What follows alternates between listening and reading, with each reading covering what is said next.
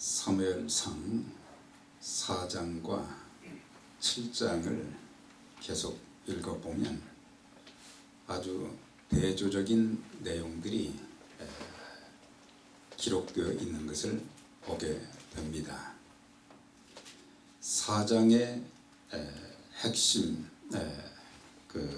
내용을 보게 되면 4장은 이카보드의 시대였다고 하는 것입니다. 그때는 사사며 대제사장인 엘리가 사역하던 시대였습니다. 그래서 그 시대를 가리켜서 이카보드의 시대다. 그런데 7장으로 넘어가게 되면 카보드의 시대로 바뀌게 된 것을 보게 됩니다. 그래서 4장에 나오는 말씀들을 이렇게 살펴보면 핵심적인 그런 동사들이 나오는데, 패하다, 도망가다, 그 다음에 빼앗기다, 그리고 죽다, 죽임당하다, 그런 내용들이 주를 이룬 것을 보게 됩니다. 그러니까 블레셋과의 전쟁을 하면서 전쟁에서 승리한 것이 아니라 실패하게 되었어요. 그리고 쫓겨서 도망을 가기 시작한 것입니다. 하나님의 법궤를 빼앗겼습니다. 그리고 엘리의 두 아들 홈니와 비느하스가 전쟁에서 죽임을 당했습니다. 당시 98세였던 엘리 제사장도 소식을 들을 때에 하나님의 법궤를 빼앗겼다는 소식을 듣고, 또 자기 두 아들이 죽었다는 그런 소식을 듣고는 의자에 앉았다가 넘어져서 죽었다 그랬습니다. 그리고 전쟁에서 3만 명의 이스라엘 군사들이 처참하게 죽는 그런 비극이 있게 되었습니다.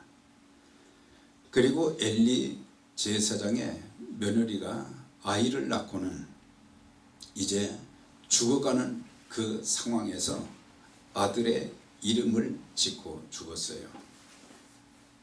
그 여인은 아들의 이름을, 자기 아이의 이름을 이카보드다 그렇게 지었어요. 이카보드라고 하는 것은 하나님의 영광이 떠나버렸다. 하나님의 영광이 떠나버리니까 패하는 역사, 그 다음에 도망가는 것, 또한 빼앗기는 것, 죽임당하는 것, 그래서 좋은 일이 하나도 없는 것이 이카보드의 시대에 하나님의 영광이 떠나버리면 그와 같은 일이 있게 된다는 것을 4장을 통해서 말씀을 해주고 있습니다. 그런데 7장에 있는 내용으로 넘어오게 되면은 누가 지도자였는가? 거기는 사무엘이 사사로 이렇게 다스리던 그런 시대에 일어난 내용들인데, 여기는 이 카보드라고 하는 단어가 나오지는 않지만은 사무엘이 다스리는 시대는 카보드의 시대였다는 것을 알 수 있게 됩니다. 4장과 7장의 그 사이는 4장에서 7장까지 보면은 20년의 간격이 있었어요. 그러니까 20년 전에는 아주 불행한 비극의 역사가 있었지만 7장에 들어와서는 모든 것이 회복되는 그런 역사가 있게 되었습니다. 블레셋은 여전히 위협의 대상이었지만 하나님의 백성들을 어떻게 할 수가 없었습니다. 하나님께서 큰 우레를 발해서 블레셋 군대를 물리쳐 주셨고, 결국에 그 강대한 블레셋이 이스라엘에게 굴복하게 되었고, 더 이상 침범하지 못하게 되었고, 그 다음에 빼앗겼던 성읍도 도로 찾게 되었고, 그 땅에 평화가 있게 되었다. 그래서 사무엘과 백성들은 그곳의 이름을 에벤에셀이라, 여호와께서 여기까지 도우셨다, 그렇게 이름을 명명한 것을 보게 됩니다. 카보드라고 하는 것은 히브리어 단어지만은 영광이 머물다, 다시 말하면 하나님의 임재와 하나님의 나타남을 이제 뜻하게 되는 것입니다. 하나님께서 함께 하시고 지켜주시고 막아주시고 도와주시니까 하나님의 영광이 머물게 되고, 하나님의 영광이 머물게 되니까 블레셋 군대가 어떻게 할 수가 없고, 그래서 나라가 안전하게 된 것을 보게 됩니다. 하나님의 영광이 회복되면 한 사람의 인생도 풀리게 되고, 가정도 형통하며 교회도 부흥하고 하는 일도 잘 되는 것입니다. 저와 여러분 모두 일평생 살면서 카보드의 삶이 되시기를 주의 이름으로 축원합니다. 자, 그러면 어떻게 해서 카보드의 역사가 일어나게 되었는가? 7장에서는 4장에서 등장했던 그런 단어들, 나오는 그런 단어들이 하나도 거기에 나오지 않은 것을 볼 수가 있어요. 7장에 들어와서 오늘 봉독한 말씀 보면은 동사가 몇 가지가 나오는데, 사모한다는 단어가 나와요. 하나님을 그만큼 사모했다. 그 다음에 금식하며 기도했다. 그 다음에 범죄하였다, 회개했다는 거죠. 쉬지 말고 부르짖어 온전한 번제 여호와께 부르짖음에 응답하셨더라. 4장에서 없었던 내용들이 7장에 이렇게 나오는 것을 보면서 더 이상 이스라엘 역사는 엘리 시대가 바로 하나님의 영광이 떠난 비극적인 처참한 그런 시대였지만, 사무엘 시대에 들어와 가지고는 이제 모든 것들이 이 카보드가 바뀌어서 카보드, 하나님의 영광이 임재하게 되니까 하나님의 역사가 계속해서 나타난 것을 보게 됩니다. 자, 그래서 이스라엘 족속이 여호와를 사모하게 되었다. 그런데 이스라엘 족속 그 앞에 보면은 뭐가 있어요? 한 글자가 있죠. 온 이스라엘 백성들이 하나님을 사모하였다. 일부만이 아니라 모든 백성들이 더 이상 이제 우리가 엘리 시대에 그런 일어났던 일들을 또다시 반복하면 되지 않겠다. 그래서 우리는 하나님의 도움이 절대적으로 필요하니까 하나님을 사모하기 시작한 거예요. 사모한다고 하는 것은 죄를 슬퍼하면서 하나님을 찾았다고 하는 것입니다. 지난 20년 동안을 돌아보며 깨달았던 것은 하나님 없이는, 하나님의 도움이 없이는 아무것도 할 수 없다는 것을 그때서야 깨닫게 된 것입니다. 인간의 한계를 깨닫게 된 거예요. 자기들의 노력과 수고와 힘, 어떤 가진 지식, 경험, 이런 것들로 되는 것이 아니라 하나님의 전적인 도움이 있어야 모든 것들이 형통하게 된다는 것을 알게 되었기 때문에 모든 문제의 해결은 하나님께 있다. 자녀가 없던 한나가 참 조롱도 멸시도 많이 받았잖아요. 그런데 그녀는 참 그런 비방, 멸시, 조롱을 받고 나서 분을 품고 불이 나와 싸운 것이 아니라 하나님의 성소에 올라가서 금식하며 하나님 앞에 기도한 것입니다. 하나님, 저에게 아들을 주시면 이 아들의 머리에 삭도를 대지 않고 하나님 앞에 드리겠습니다. 그렇게 기도해서 하나님이 아들을 주셨어요. 그게 사무엘인데, 그 사무엘을 낳고 난 뒤에 한나가 이런 고백을 했어요. 아, 하나님이 이런 분이시구나. 하나님이 이렇게 기도하면 은혜를 주시는구나.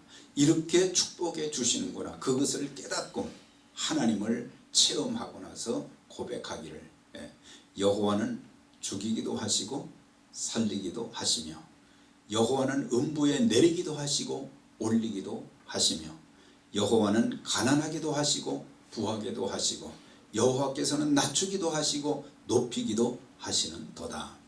모든 주권이 하나님께 달려있다. 그것을 고백한 거예요. 하나님의 놀라운 그 역사는 기도하는 사람들에게 하나님께서는 이렇게 나타나신다는 것. 여기 보면 가난이라는 단어도, 또한 이 음부라는 단어도, 그 다음에 낮춘다는 것도, 이런 모든 것들이 변해서 하나님께서는 기도하고 하나님 말씀 붙잡고 사는 사람들에게 모든 것이 달라지게 만드시는, 그래서 바로 살리시는 하나님, 그 다음에 부하게 하시는 하나님, 그리고 높이시는 하나님, 그런 하나님을 경험했던 것을 볼 수가 있어요. 자, 그래서 하나님을 사모하는 그런 사람들이 이제 미스바에 다 모인 거예요. 그래서 미스바의 성이라고 그러잖아요. 미스바는 굉장히 넓은 지역이라 이스라엘 사람들이 다 모여도 거기에 다 수용할 수 있는 그런 장소라는 거예요. 그들이 하나님을 사모하는 마음, 하나님께 나아가야 되겠다, 하나님의 도움을 구해야 되겠다, 그렇게 하고 온 사방에서 다 모였어요. 사무엘이 이르되 온 이스라엘은 미스바로 모이라, 미스바로 모이라고 하니까 다 모였다 그랬어요. 모이라고 할 때 그들은 다 모였다는 거예요. 왜? 그들 마음속에 하나님이 없이는 안 된다. 이카보드의 삶이 계속되면 안 된다. 더 이상 패배 인생을 살면 안 된다. 그런 것을 깨달았기 때문에, 모든 것이 하나님 손에 달려있기 때문에 그들은 미스바로 모이라 그러니까 그들이 다 모였다. 다 모였다. 그렇게 기록되어 있죠. 느헤미야 8장 1절에 보면은 거기에도 수몬 광장의 부흥의 역사가 있게 된 것은, 이스라엘 백성들이 성벽 재건을 마치고 난 이후에 외적으로는 모든 것이 갖춰진 것 같은데 그들의 마음이 허전하고 뭔가 자기들에게 가장 소중한 것이 빠져 있다는 것을 알게 됐어요. 그래서 학사 에스라에게 당신은 하나님의 율법 책을 가져다가 우리에게 들려주세요, 읽어주세요, 그렇게 요청을 했어요. 그때 이스라엘 백성들이 다 모여가지고 수문학 광장에 모이는데 에스라가 나무 강단에 서서 율법책을 읽어주었어요. 다 모였죠. 그 율법책의 말씀을 듣고 나서 그들은 눈물을 흘리면서 회개하기 시작한 거예요. 왜 우리 민족이, 왜 우리가 지금까지 이런 나라를 잃고 성전도 파괴되고 성벽도 무너지고 또한 주변의 족속들에게 그렇게 멸시와 조롱을 당하고 협박을 당하고 왜 이런 형편없는 그런 삶을 살게 되었는가를 알게 되면서 하나님 말씀을 듣고 우리가 하나님 말씀대로 우리의 선조들이 살지 못했고 우리들이 그렇게 살지 못했다, 그것을 깨닫고 울기 시작하는 거예요. 왜 그때 하나님 말씀 들었으면 우리나라가, 우리 인생이 이렇게 되지 않을 것인데 왜 하나님 말씀을 듣지 않았는가? 회개 역사가 있었어요. 그래서 그들은 다 함께 모였다 그랬어요. 그래서 하나님의 부흥의 역사는 모이는 데서 시작된다는 것을 가르쳐주고 있어요. 모이기를 패하는 어떤 사람들의 습관과 같이 하지 말고 오직 그날이 오음을 볼수록 더욱 그리하자, 더욱 열심히 모이고 하나님 앞에 기도해야 된다는 것을 자, 그러면서 우리가 범죄했나이다 그냥 모여만 있는 것이 아니라 그 백성들이 자신들의 모습을 알게 된 거예요. 우리가 하나님 앞에 범죄했습니다. 그러니까 불신 우상을 섬기는 블레셋 사람들에 의해서 계속 공격을 받고 동족들이 죽어나가고 땅을 빼앗기고 자기들이 농사를 지어도 그것을 또 다 빼앗아가고 우리가 범죄하였나이다. 하나님 앞에 엎드리게 될 때에 얻는 두 가지 유익이 있어요. 첫째는 하나님의 영광을 보게 되는 것이고 둘째는 자신의 모습을 바로 보게 되는 거예요. 중요한 것은 뭐예요? 첫째는 이사야 선지자처럼 그가 우시아가 죽고 난 뒤에 성전에 들어갔을 때에 보좌에 앉으신 하나님 그분을 보게 된 거예요. 그러면서 그분을 보면서 자기를 보니까 자기가 얼마나 죄인이었다는 것을 그래도 자기가 선지자인데 그런데 자기의 입술이 부정한 사람이라는 것을 알게 된 거예요. 하나님 앞에 바로 선 사람들은 하나님 말씀을 사모하는 사람들은 그 다음에 자신을 말씀을 통해서 보여주시고 깨닫게 해 주시는 거예요. 그래서 자신을 바로 보게 되면 내가 죄로 얼룩져 있다는 사실을 깨닫게 됩니다. 마음속에 감추어 둔 죄, 입술로 지은 죄, 덕을 세우지 못한 죄, 하나님보다 더 사랑하는 것이 있었음을 아는 죄, 직분자답게 행치 못한 죄, 받은 사명 잘 감당하지 못한 죄 등 수많은 죄들을 하나님이 깨닫게 해주시고 알게 해 주시니까 이것을 아는 사람들이 회개할 수 있는 거예요. 종교 생활을 계속하면서도 이걸 깨닫지 못하면 나는 하나님 앞에 회개할 것이 없는 자처럼 생각이 들 때가 많다고 하는 거예요. 우리 하나님 앞에 설 때마다 큰 일을 하기 전에 먼저 내가 범죄했습니다, 내가 신실하지 못했습니다 라고 회개하면 하나님께서 만나주시고 은혜를 베풀어 주시고 또한 고쳐주시고 큰 일을 행하여 주십니다. 역대하 7장 14절에요.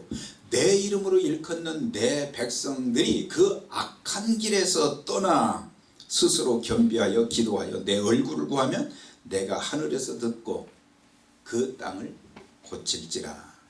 모든 것이 고침받는 역사가 있기를 주의 이름으로 축원합니다. 자, 이제 마지막 부분에 들어와서 그들은 회개하고 하나님 앞에 부르짖어 기도하는 모습을 보게 돼요.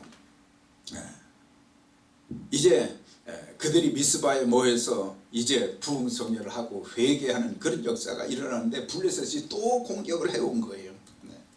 그때 백성들의 입에서 큰일 났습니다. 우리는 이제 꼼짝없이 죽었습니다. 그렇게 말한 것이 아니라 당신은 우리를 위해서 기도해 주시길 바랍니다. 하나님의 종인 당신이 우리를 위해서, 우리 민족을 위해서 하나님 앞에 좀 기도 좀 해주세요. 기도 좀 해주세요.